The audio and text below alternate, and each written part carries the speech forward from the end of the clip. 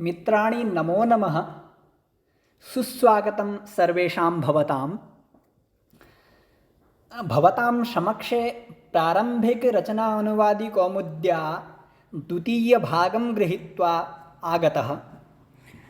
आगच्छन्तु मिलित्वा प्रारम्भिकरचनानुवादकौमुदीं पठामः। आइए प्रारंभिक रचनानुवाद कौमुदी के अंतर्गत द्वितीय अभ्यास को देखते हैं। तो हमने कल 3 नियमों को पढ़ा था। उसके अंतर्गत हमने कर्ता और क्रिया के निर्धारण और कर्म के निर्धारण इत्यादि को प्रयोग में किस प्रकार से हम कर सकते हैं तो हमने वह देखा। तो आइए आज चतुर्थ नियम को देखते हैं। चतुर्थ नियम क्या है, इसको भली भांति जान लें पहले। चतुर्थ नियम है अपदम न प्रयुज्येत, अर्थात कहने का मतलब यह है अपदम अपदम न पदम, जो पद नहीं है। अपदम यहाँ पर नई समास है। कहने का मतलब है अपदम पद रहितम, जो पद से रहित है, जिसमें पदांत नहीं है, उसको न अर्थात नहीं प्रयुज्येत प्रयोग करना चाहिए। कहने का मतलब है जो भी शब्द, जो भी हम वाक्य बोलते हैं, उसमें जो भी पद होते हैं, उन पदों को बिना किसी विभक्ति या किसी धातु रूप को, बिना उसके पदांत को उपयोग किए हुए हमें उपयोग नहीं करना चाहिए। तो पद रहित वाक्यों को जानते हैं और अपद से सहित वाक्यों को जानते हैं। तो अशुद्ध वाक्य हैं जैसे जिनमें यह अपदम न प्रयुज्येत यह नियम नहीं लगा हुआ है, जैसे राम, पुस्तक, गृह, पठ, लिख। इनमें कहने का मतलब इनमें पद नहीं है, ये अपदम है। तो इन अपदों को ही प्रयोग नहीं करना चाहिए, इसीलिए इनमें लिखा हुआ है अशुद्ध वाक्य, अशुद्ध पदानी। ये अशुद्ध पद है। तो शुद्ध पद क्या होगा? शुद्ध पदानी ते सन्ति रामः पुस्तकम गृहम पठति लिखति।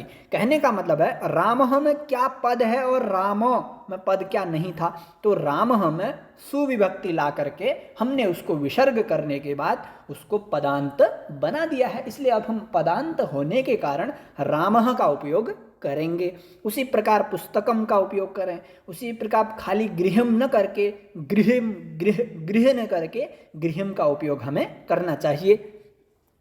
पठ खाली धातु का उपयोग न करें, उसमें तिप प्रत्यय लगा करके उसका उपयोग करें। पठति, लिख का उपयोग न करें, लिखति तिप प्रत्यय लगा करके उपयोग करें। प्रत्यय अर्थात पद, पदांत। तो इस नियम का साधारण अर्थ है कि हमें बिना प्रकृति प्रत्यय लगाए हुए किसी भी शब्द को उच्चारण नहीं करना चाहिए।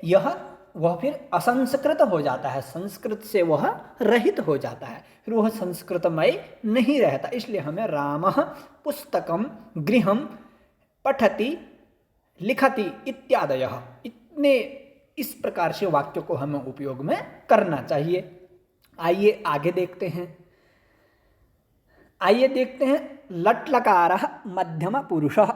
कल हमने पढ़ा था लट लकार के अंतर्गत हमने प्रथम पुरुष पढ़ा था। प्रथम पुरुष कहने का मतलब है जो अन्य पुरुष होता है, वह अन्य के लिए जो उपयोग किया जाता है, जैसे सह, तौ, ते, वह, वे दोनों, वे सब। तो आज हम मध्यम पुरुष का उपयोग पढ़ेंगे। तो मध्यम पुरुष के अंतर्गत रूप बनते हैं त्वम, युष्मत् शब्द का है, त्वम, युवाम, यूयम।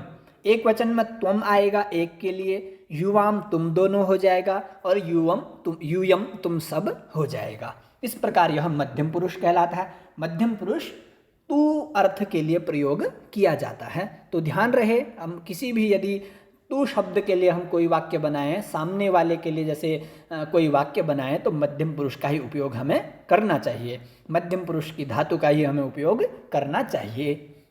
जिस प्रकार भू धातु के रूप लट लकार में चलेंगे तो प्रथम पुरुष में चलेंगे भवति, भवतः, भवन्ति, और मध्यम पुरुष में चलेंगे भवसि, भवथः, भवथ। तो भवसि, भवथः, भवथ, इनका उपयोग इन त्वम, युवाम, यूयम इनके स्थान पर होगा। जैसे त्वम है तो भवसि, युवाम है तो भवथः, यूयम है तो भवथ, विसर्ग रहित। इस प्रकार से हमें मध्यम पुरुष का प्रयोग करना चाहिए। आइए आगे देखते हैं। उदाहरण हमने कुछ बना रखे हैं, जैसे मध्यम पुरुष का एक वचन का उदाहरण है, त्वम पठसि, तू पढ़ता है। युवाम पठथः, तुम दोनों पढ़ते हो। और बहुवचन का प्रयोग है, यूयम पठथ, तुम सभी लोग पढ़ते हो। इस प्रकार से हम उपयोग को जानेंगे। आइए देखते हैं आगे क्या है। आगे हमने हिंदी से संस्कृत वाक्यों को समझा रखा है, एक वचन में, द्विवचन में या बहुवचन में। तो सर्वप्रथम हम आज हमारा मध्यम पुरुष का ही प्रयोग चलेगा। तो आप सभी से अनुरोध है कि आप प्रारंभिक रचना अनुवाद कौमुदी पुस्तक के अंतर्गत उसमें लिखे हुए शब्दों को या उनके अर्थों को देख लें। जैसे कुत्र को क्या कहते हैं, यदा को क्या कहते हैं, किम को क्या कहते हैं, अद्य का अर्थ क्या होता है। इन चीज़ों को आप पुस्तक के अंतर्गत देखते हुए अनुवादों को समझिएगा। तो हम मध्यम पुरुष के अंतर्गत आज वाक्य प्रयोग करेंगे। तो एक वचन के वाक्य को देखते हैं हम। सर्वप्रथम है, तू घर जाता है। तो तू के लिए त्वम का उपयोग किया जाता है। तो त्वम घर, घर को जाता है, अर्थात घर यहाँ पर कर्म है। घर क्या है, यहाँ पर कर्म है। तो घर कर्म है, तो घर को संस्कृत में गृहम कहते हैं। तो गृहम द्वितीया का रूप आ जाएगा। त्वम गृहम जाता है के लिए गच्छसि, यहाँ पर क्षमा करना त्रुटि हो गई है, यहाँ पर गच्छति नहीं गच्छसि होगा। इसको हम सही कर देते हैं, अब ठीक है। गच्छसि, त्वम गृहम गच्छसि। इस प्रकार से यह मध्यम पुरुष का वाक्य बनेगा। इसमें 3 लिखने का अभिप्राय यह है कि इसमें तृतीय नियम लागू है। तृतीय नियम क्या था? तृतीय नियम यह था कि कर्म में द्वितीया विभक्ति होती है। तो गृहम शब्द गृहम गृहे गृहाणी, गृहम गृहे गृहाणी, यह एक ही तरह चलता है प्रथमा विभक्ति और द्वितीया विभक्ति में। तो इस प्रकार इसका द्वितीया का एक वचन है यह गृहम। तो कर्मणि द्वितीया त्वम गृहम गच्छसि, त्वम घर को जाते हो। और त्वम के अनुसार गच्छसि हो गया है, अर्थात त्वम करता है, गच्छसि क्रिया है। तो दोनों त्वम और गच्छसि दोनों एक वचन के ही हैं। अब दूसरा उदाहरण देखते हैं। तू हंसता है, त्वम हंससि। तू हंसता है, ये सीधा सा वाक्य है, इसमें कर्म नहीं है। तो त्वम हंससि। तू राज्य की रक्षा करता है, यहाँ पर राज्य जो है वो कर्म है, इसलिए इसमें द्वितीया आ गई। वैसे हम प्रायः यदि की इस शब्द को ले तो षष्ठी में आता है संबंध में काके की। तो हम इसको ना समझ करके कर्मणि द्वितीया इस परिभाषा को न पढ़ते हुए हम राज्य से भी कर सकते थे, लेकिन नहीं, कर्मणि द्वितीया इस नियम को हमेशा अपने मस्तिष्क में रखते हुए हमें प्रायः सब स्थानों पर कर्म में द्वितीया करनी होगी। तो राज्य में द्वितीया कर देंगे। त्वम राज्यम रक्षसि, रक्षा करते हो। तू सत्य बोलता है, त्वम सत्यम वदसि, तू सत्य बोलता है।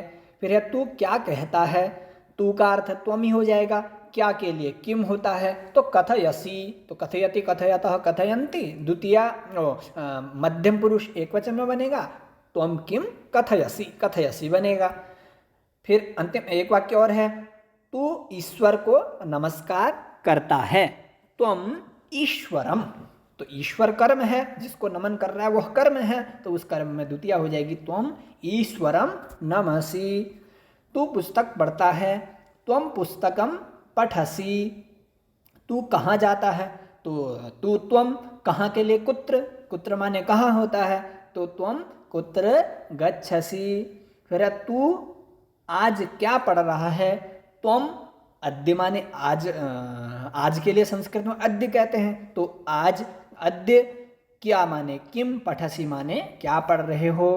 फिर है जब तू आता है तब वह भोजन पकाता है। कहने का मतलब है जब के लिए होता है यदा। यदा तो गीता में श्लोक भी है ना, यदा यदा ही धर्मस्य, जब जब धर्म की। तो यदा, यदा का हम सदा याद रखें, यदा का अर्थ होता है जब। तू आता है, त्वम आगच्छसि, दोनों। त्वम मध्यम पुरुष है तो आगच्छसि होगा, आगच्छति न होकर के। तो तदा, तब, तदात्मानं सृजाम्यहम है ना, तदा आत्मानं सृजामि अहम, तब मैं आत्मा का सृजन करता हूँ। तो उसी प्रकार तदा, तब, सह भोजनम पचति, तब वह भोजन को पकाता है। तू अब पुस्तक पढ़ रहा है। त्वम इदानीम, इदानीम अब के लिए वर्तमान वाली क्रिया, वर्तमान वाले वाचक शब्द के लिए हम इदानीम कहते हैं। तो इदानीम पुस्तकम पठसी, पुस्तक को पढ़ रहा है। तो इतने एक वचन के वाक्य हैं। आप सभी से अनुरोध है, आप स्वयं भी अपने व्यावहारिक शब्दों से स्वयं भी वाक्यों को बनाने का प्रयास करें, तभी आपका अनुवाद अच्छी तरह से सफल होगा, यह आशा है। तो आइए द्विवचन के वाक्यों को जानते हैं हम। ख नंबर में जो है, तुम दोनों कब पुस्तकें पढ़ते हो। त्वम, तो यहाँ पर त्वम नहीं आएगा, यह मुख्य हमें देखना है, क्योंकि द्विवचन हो गया है। तो द्विवचन के लिए त्वम के स्थान पर भी युवाम आता है, तो युवाम आएगा। जैसे हमने ऊपर देखा था, पुनः देख लेते हैं द्विवचन में क्या है। तो द्विवचन में क्या है, युवाम, पहले त्वम है फिर युवाम। तो अब हम युवाम यहाँ से ग्रहण कर लेना है। यह देखो युवाम, तुम दोनों कह दिया तो हमें युवाम मात्र से ही तो तुम दोनों इस शब्द का बोध हो जाएगा। तुम दोनों कब, कब को कदा, कदा के लिए कब होता है। तो पुस्तकें, बहुत सारी पुस्तकें हैं, तो पुस्तकानि, पुस्तकम पुस्तके, पुस्तकानि पठथः। तो पठसी, पहले एक वचन के लिए पठसी था, तो द्विवचन के लिए पठथः हो जाएगा, क्योंकि युवाम द्विवचन का है। युवाम जो करता है वो द्विवचन का है, तो पठथः रूपी जो क्रिया है वह भी द्विवचन की ही हो जाएगी। युवाम कदा पुस्तकानि पठथः। अब है तुम दोनों सत्य बोलते हो। तो तुम दोनों है प्रायः द्विवचन के हैं, तो युवाम हमने ग्रहण कर लेना होगा।